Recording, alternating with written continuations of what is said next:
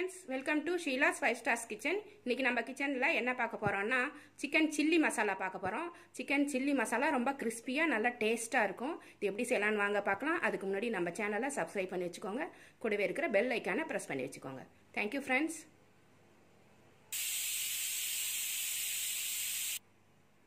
chicken chilli masala பண்றதுக்கு first Kashmiri chilli powder கொஞ்சம் போட்டுக்கறேன். ஒரு 2 ஸ்பூன் போட்டுக்கறேன். 1/2 கிலோ chicken அதுக்காக 2 ஸ்பூன் போட்டுக்கறேன். காஷ்மீரி chilli powder கலர் நல்லா வரும் அதுக்காக போடுறேன். நீங்க தனி மிளகாய் தூள் சாதாரணமா அரைச்சாலும் நீங்க போட்டுக்கலாம். இஞ்சி பூண்டு பேஸ்ட் இதையும் போட்டுக்கறேன். 2 ஸ்பூன் போடுறேன். இது வந்து சாட் மசாலா போடும்போது ஒரு டேஸ்ட் வந்து நல்லா டிஃபரெண்டா இருக்கும்.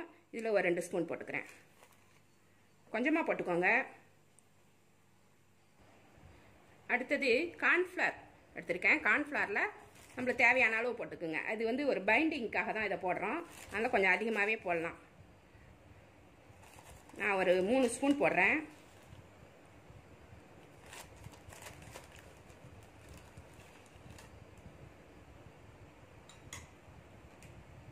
கலருக்கு நான் கேசரி பவுடர் எடுத்துர்க்கேன். Red colour. இது கொஞ்சமா போட்டுக்கறேன்.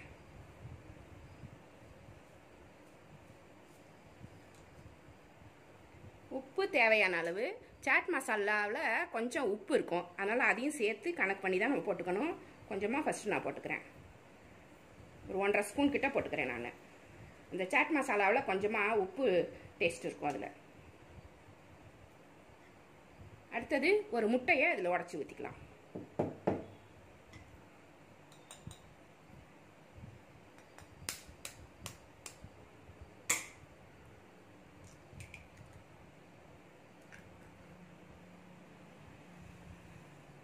அவ்வளவுதான். இது எல்லாத்தையுமே சேர்த்து நம்ம கலந்து வச்சுக்கணும்.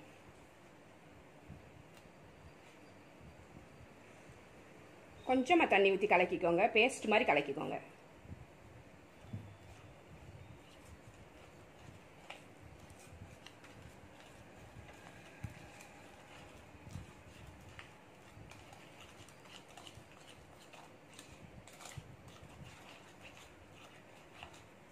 கார்ன்ஃப்ளவர் பத்தலை அப்படின்னு தோணுச்சுன்னா இன்னும் கொஞ்சம் கூட போட்டுக்கலாம். நிறைய சிக்கன் இருந்துச்சுன்னா கார்ன்ஃப்ளவர் கொஞ்சம் அதிகமாக போட்டுக்கோங்க. காரம் உப்பையும் கொஞ்சம் அதிகமாக போட்டுக்கோங்க.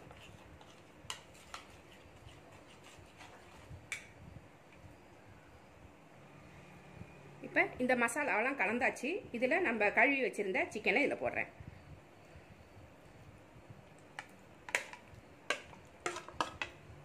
போட்டு இதையும் சேர்த்து நல்லா கலந்துட்டு இது ஒரு 1/2 மணி நேரம் ஊறணும். நல்லா கலந்துட்டு காமிக்கிறேன்.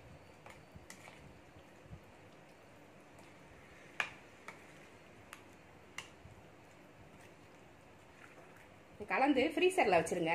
நல்லா அப்பதான் ஊறும். ஒரு 1/2 அன் ஹவர் ஊறுனதுக்கு அப்புறம் எடுத்து எண்ணெயில போட்டு பொரிக்கும் போது நல்லா இருக்கும். கொஞ்சம் தண்ணியா இருக்கிற மாதிரி இருந்துச்சுனாக்கா இன்னும் கொஞ்சம் கார்ன்ஃப்ளவர் போட்டுக்கலாம். இல்லைன்னா மைதா கூட போட்டுக்கலாம். அரிசி மாவும் நல்லா இருக்கும். நான் அரிசி மாவு தான் போடுவேன். இப்போ இதை ஊற வச்சிருவேன். ஒரு 1/2 மணி நேரம் கழிச்சு இதை பொரிக்கும் போது கொஞ்சமாக அரிசி மாவு போட்டுட்டு தான் நான் பொரிப்பேன். ஏன்னா அது ரொம்ப நேரத்துக்கு கிறிஸ்பியாக இருக்கும். அதே சமயம் ஸ்டிக்கியாக இருக்காது. கார்ன்ஃப்ளவர் வந்து ஒரு ஸ்டிக்கியாக இருக்கும். ஒரு மெழுகு மாதிரி இருக்கும். ஆனால் அரிசி மாவு வந்து அந்த மாதிரி இருக்காது. நல்ல மொறுமொறுப்பாக இருக்கும். அந்த வழுவழுப்பு தன்மை இல்லாமல் இருக்கும். இப்படி கலந்தாச்சு. இதை எடுத்து நம்ம ஃப்ரீசரில் ஒரு 1/2 அன் ஹவர் வச்சு எடுத்துகிட்டு வந்துடலாம். இப்போ சிக்கன் சில்லி பண்ணுறதுக்கு நம்ம ஒரு 1/2 மணி நேரம் மசாலாலாம் போட்டு ஃப்ரீசரில் வச்சுருந்தோம். நல்லா ஊறிடுச்சு. இப்போ நம்ம எண்ணெயில் போட்டு எடுக்க போகிறோம். இந்த சமயத்தில் தான் நம்ம வந்து கொஞ்சமாக அரிசி மாவு போட்டுக்கணும். முன்னாடியே போட்டிங்கன்னா அது வந்து ஒரு மாதிரி சாஃப்டாக இருக்கும். அரிசி மாவு போட்டது அந்த கிறிஸ்பினஸ் அவ்வளோவா வராது. இப்போ பொரிக்கிற சமயத்தில் கொஞ்சமாக அரிசி மாவு போட்டு பிசைஞ்சிட்டு நம்ம அப்படியே போட்டு பொரிச்சிக்கலாம். இந்த சமயத்தில் தான் போடணும். இதில் ஒரு 1/4 கப் போட்டிருக்கேன். இதை எல்லாத்தையுமே பிசைஞ்சிட்டு எண்ணெய் சூடாகிட்டு இருக்கு. இதில் போட்டு பொரிச்சு எடுத்துடலாம். எண்ணெய் நல்லா சூடாயிருச்சு. சன்ஃப்ளவர் ஆயில் ஊற்றிட்டு சூடு பண்ணியிருக்கேன்.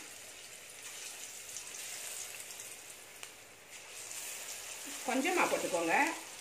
ஒரே நேரத்தில் நிறைய போட வேண்டாம்.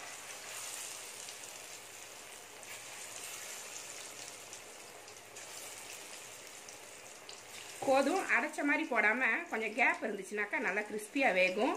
நல்லாயிருக்கும் சாப்பிடும்போது.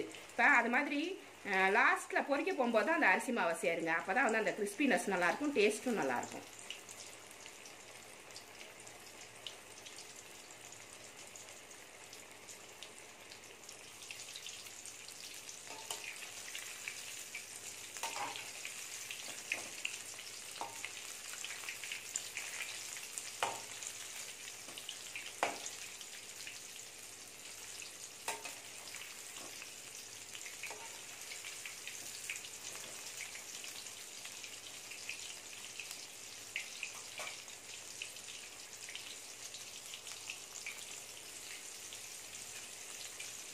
இப்போ நல்லா சிக்கன் வந்து நல்லா செவந்து வெந்துருச்சு. இப்போ எடுக்க ஒரு நிமிஷத்துக்கு முன்னாடி கொஞ்சமாக கருவேப்பிலையே இது கூட போட்டுக்கோங்க. அதுவும் சேர்ந்து ஃப்ரை ஆகும். எடுக்கும்போது ஒன்றா சேர்த்து எடுத்துக்கலாம். நல்லா வாசனையாக இருக்கும். சிக்கன் நல்லா வாசனையாக இருக்கும்.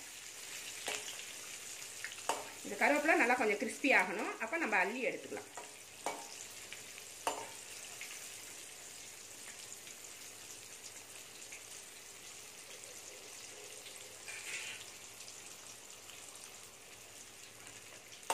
இப்போ கருவேப்பிலையும் கிறிஸ்பி ஆயிடுச்சு.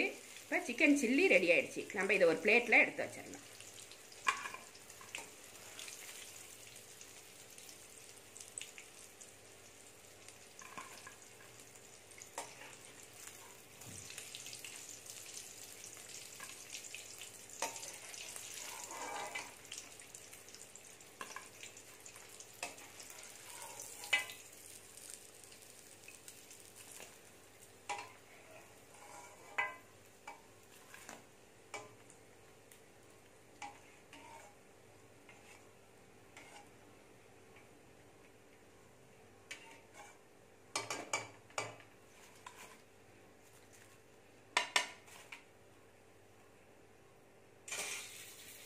அவ்வளோதான், சிக்கன் சில்லி சூப்பராக ரெடி ஆயிடுச்சு.